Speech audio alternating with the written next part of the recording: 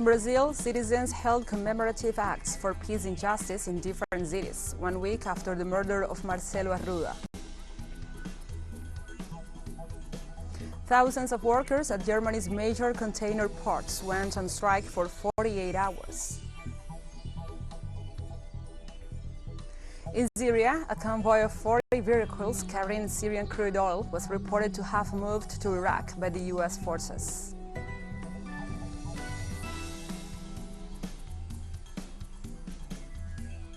From the headquarters of TeleSUR English in Havana, Cuba, this is From the South. I'm your anchor, Gladys Quesada, and these are the news. In Brazil, citizens hold commemorative acts for peace and justice in different cities, 1 week after the murder of Marcelo Arruda by a supporter of President Jair Bolsonaro. Organized by the Workers' Party, the acts were held in Foz do Iguaçu, Porto Alegre, and other cities of the country with the presence of family and friends of Marcelo Arruda.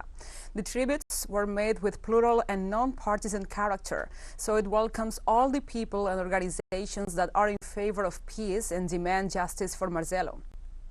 Arruda, who was the leader of the Workers' Party and the trade unionist from Iguazu, lost his life on Saturday, July 9th, after being shot by federal prison officer Jorge José da Rocha Guaraño, a Bolsonaro supporter. The tragedy occurred in the city of Foz do Iguaçu, western Paraná. Arruda was celebrating his 50th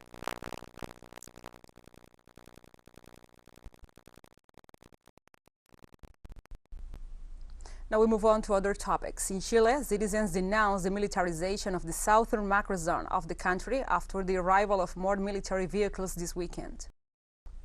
According to local media, around 25 military vehicles arrived this Saturday morning to the so-called southern macro zone, in the middle of the constitutional state of emergency in the government forces.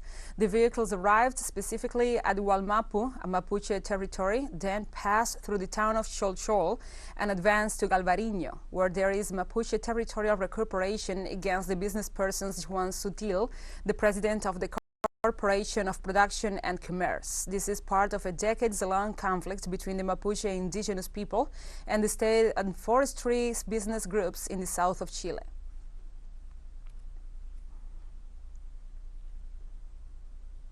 The Panamanian government and one of the two main social forces leading the Panamanian protests, the National Alliance for the Rights of the Peoples, and ADEPO, have reached a pre-agreement at the table installed in Santiago de Veraguas.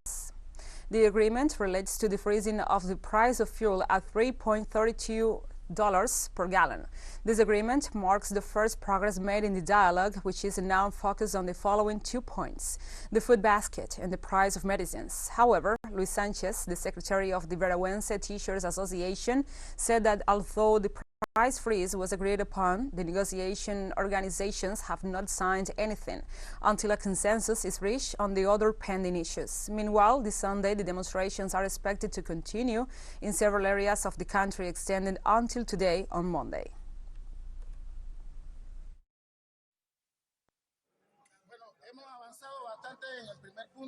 We have made good progress on the first point.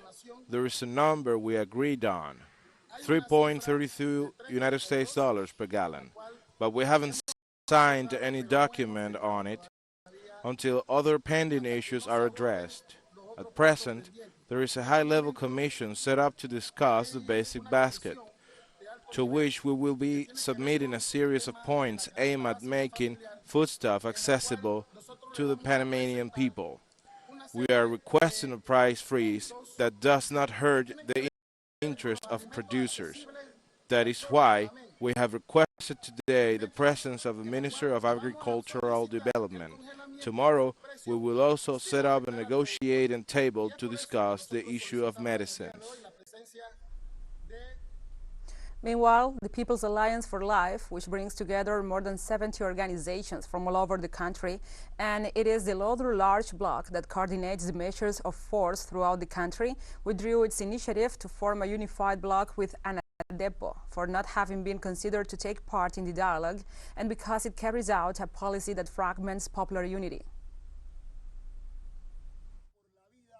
The United for Life People's Alliance has decided not to go to Santiago de Veragua because the national government and ANDAEPO already reached agreements on fuel and on the food issue, and tomorrow they will be discussing public health. We do not acknowledge such agreements because there are other organizations that are fighting, such as the People's Alliance for Life, the noble people in resistance, and the communities in struggle, and because those agreements do not reflect the true feeling of the Panamanian people nor their true needs. Therefore, we have decided to continue with the measures of struggle and to paralyze the country.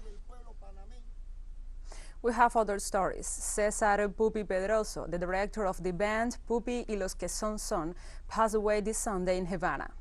Pupi was a fundamental creator within the current Cuban music, who paved the way towards the new style of timba. Internationally, his songs have been recorded in the voices of Celia Cruz, with his son Azúcar, Alberto Santiago, Alfredo de la Fe, and others. With his band, Los que son, Pupi set out to break standards and constantly renew himself. Among the defining elements of the orchestra are his refreshing lyrics and the cultivation of the traditional rhythms that come from son and salsa.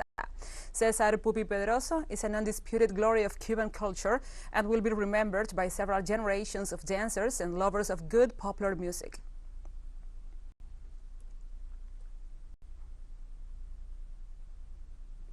And the United States President Joe Biden could face impeachment if Democrats were to lose the midterm elections. President Biden risks facing impeachment if Democrats were to lose control of Congress in November's midterm elections. Impeachment motions could pass by a majority vote in the House. However, the president could only be subjected to a political trial if the motions get 2/3 of the Senate. House Republicans have already expressed their willingness to initiate a new increase into a number of issues, including the case of Biden's son, Hunter Biden, and the U.S. withdrawal from Afghanistan. Such increase could set the stage for impeachment of the President Biden.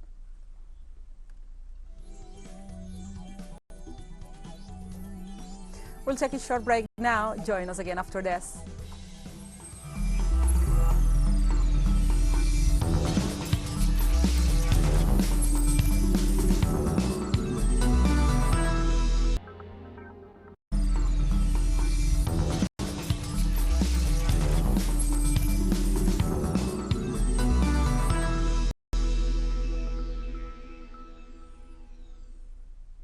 Welcome back to From the South. Thousands of workers at Germany's major container ports went on strike for 48 hours. German North Sea ports have been on their longest strike in 40 years. Thousands of strikers gathered for the central demonstration in Hamburg. The Verdi Union is negotiation with the Central Association of German Seaport Operators, the SDDS, for an increase in wages for the 12,000 employees at the Hamburg, Bremen, Bremerhaven, Break, and Wilhelmshaven sites.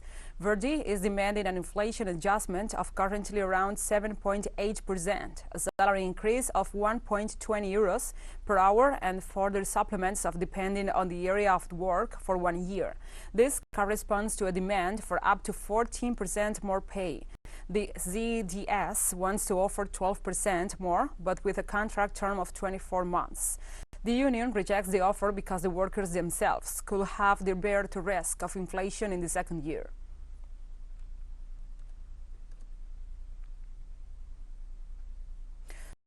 And the German authorities announced that without new imports from Russia, the country's gas reserves are insufficient from the upcoming winter. This Sunday, during an interview, the director of the German Regulatory Office for the Electricity, Gas, Telecommunications, Post and Railroads markets, Klaus Müller, warned that gas deposits in the European nation are only at 65% of their capacity, a level that is not enough to get through the winter. Müller explained that the low levels are due to the temporary suspension of the operation of the Russian gas pipeline Nord Stream 1 for maintenance work. Michael Hunter, the director of the German Economic Institute, warned that the European Union's refusal to allow Russian gas imports could have negative consequences for European companies and the consumers.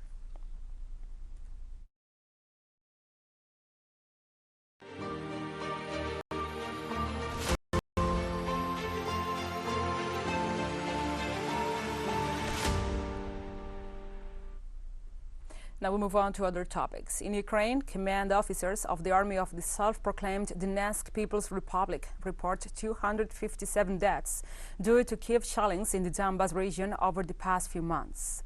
According to the authorities of the self-proclaimed republic, the Ukrainian army has attacked Donetsk territory with over 50,000 shells during the last 5 months. Donetsk authorities said that during the last 151 days of fighting in the Donbas region, the Ukrainian forces registered 6,377 shellings and 5,708 shots with heavy weapons.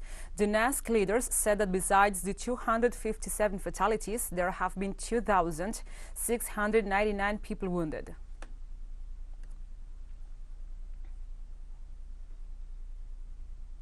And Kiev could use U.S.-supplied missiles to attack Crimea. The spokesperson for the General Intelligence Directorate of the Ukrainian Defense Ministry, Vadim Skibitsy.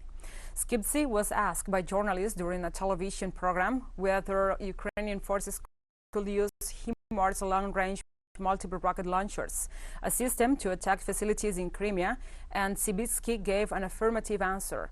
Both weapon systems were delivered by the U.S. on condition that they will not be used against Russian territory. Because of situations like this, Moscow has warned that NATO countries are playing with fire by supplying weapons to Ukraine.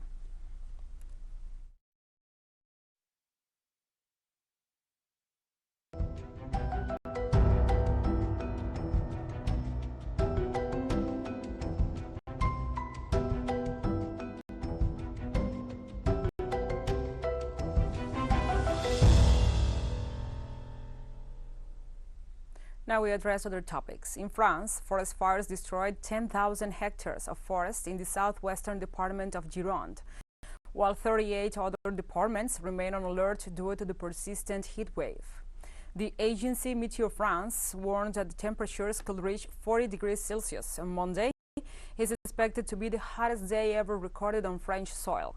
According to the forecasts, could be left behind the record of 29.4 degrees Celsius left on August 5th, 2003, on July 25th, 2019, so very few departments will report less than 30 degrees. High temperatures trigger a series of forest fires. Over 1,000 firefighters and the volunteers remain on Sunday for the 6th consecutive day in the work to extinguish the flames. This amid difficulties before the arrival of the peak of the heat wave that hits the country, with the west and the south as territories most affected by the high temperatures.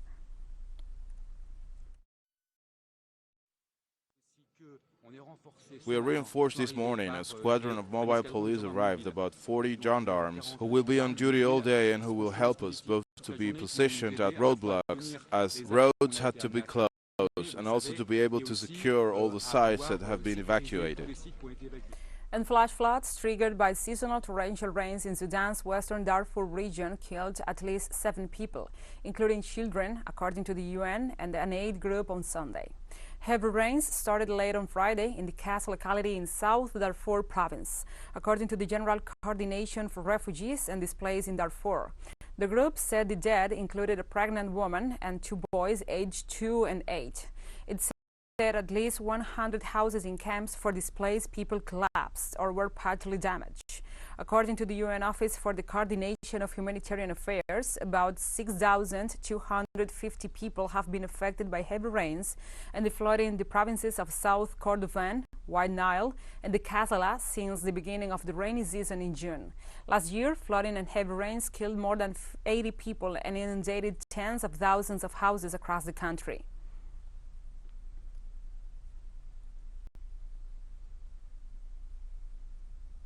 In China, at least 6 people died and 12 others were reported missing after floods hit southwestern Sichuan province. The information was broadcasted on Sunday by the country's central television. Heavy rains on Friday and Saturday caused flooding in the territory of autonomous country of Beichuan, Sichuan province. The authorities reported that 22,300 people in 13 villages were affected. In some places, power lines were damaged and vehicular traffic was obstructed. Rescue brigades continue their work.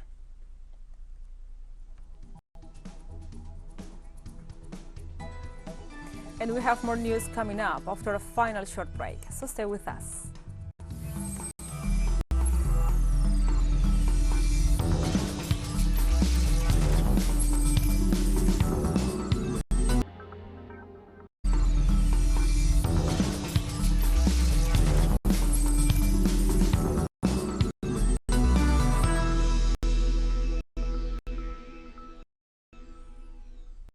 Welcome back to From the South. The United States continues to plunder Syrian oil. This Saturday, a convoy of 40 vehicles carrying Syrian crude oil was reported to have moved to Iraq. The state news agency ZANA reported that U.S. occupation forces transported tanker trucks loaded with stolen oil and the vehicles with military equipment. The convoy, guarded by armored vehicles, left for Iraqi territory from the region of Al Jazeera in the northwest of Syria. The United States and its allies invaded Syria in 2014 under the pretext of fighting the terrorist group Daesh. From Damascus, they denounced that the illegal presence of the U.S. troops is a violation of Syria's sovereignty.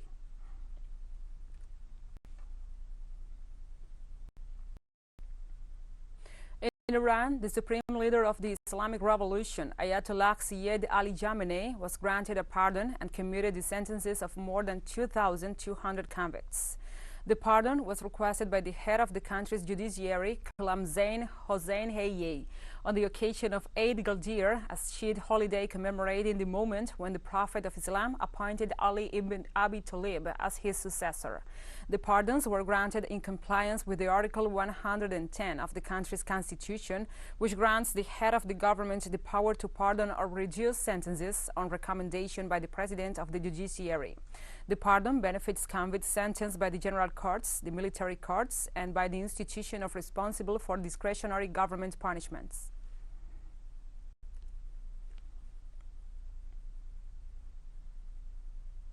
Sri Lanka's protest movement reached its 100th day of continuous demonstrations. After having forced President Gotabaya Rajapaksa from office, protesters are now turning their sights on his successor as the country's worst economic crisis continues. It's a very beautiful country. So we want a president who can protect our country and the people, and who can do better. So yeah, that kind of person is what we need right now. Today is the 100th day of our struggle to remove the political curse of its last 75 years, to remove corruption, oppression, and all form of exploitation, to remove President Gotabaya Rajapaksa, former Finance Minister Basil Rajapaksa, former Prime Minister Mahinda Rajapaksa, and to send them out of politics. At the end of 100 days, we have succeeded in removing them from politics. In Sri Lanka, a crowd held a vigil in honor of the victims of government repression against the protests. Thousands of people lit candles and torches in the middle of a peaceful camp in the country's capital, Colombo, to express their solidarity with the victims of the state repression. The vigil takes place after Ranil Wickremesinghe was sworn in as the interim president, following Rajapaksa's resignation after fleeing the country. For more than 3 months, hundreds of protesters camped in tents in front of the presidential office, in protest sparked by the severe economic crisis resulting in shortages of food, medicines, and fuel. This is a memorial day of our who have lost, who have injuries, who have died for this peaceful struggle in Sri Lanka. We as a nation respect them. We appreciate their all contributions. We want to say that without their contribution, we can't reach this victory. Really, we were failed without their contribution. So as a nation, as a grateful people, we want to tribute them. We want to say thank you so much for all the commitment, for that sacrifice, and all the dedication in the name of Mother Sri Lanka. And the Sudanese police fired tear gas at activists, called for protests against military rule in the capital, Khartoum. Security forces had erected roadblocks on bridges crossing the Nile River, linking Khartoum to its suburbs, to deter protesters who had vowed to take the streets in large numbers following a period of relative calm over the Muslim holiday of Eid al-Adha, which ended early last week. The demonstrators opposed the coup leader, General Abdel Fattah al-Burhan's October power grab, and are also highlighting heavy fighting in Sudan's southern Blue Nile state, about 450 kilometers south of Khartoum. Sudan's latest coup derailed a transition to civilian rule, sparking near-weekly protests and a crackdown by security forces that has left at least 114 killed, according to the pro-democracy medics.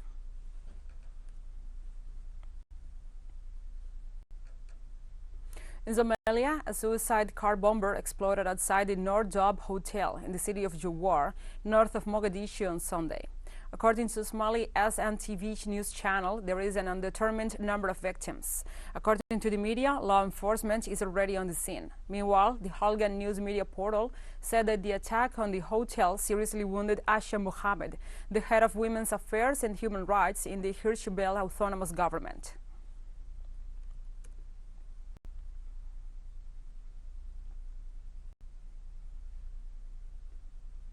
TeleSUR English continues to grow. Its signal now reaches Europe. You can order it from your cable dealer or tune it yourself.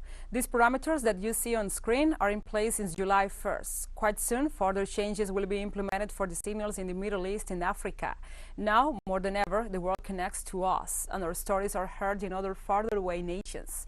This news multi-platform will continue providing truthful content to oppose the hegemonic media's narrative and our faithfulness to our audience.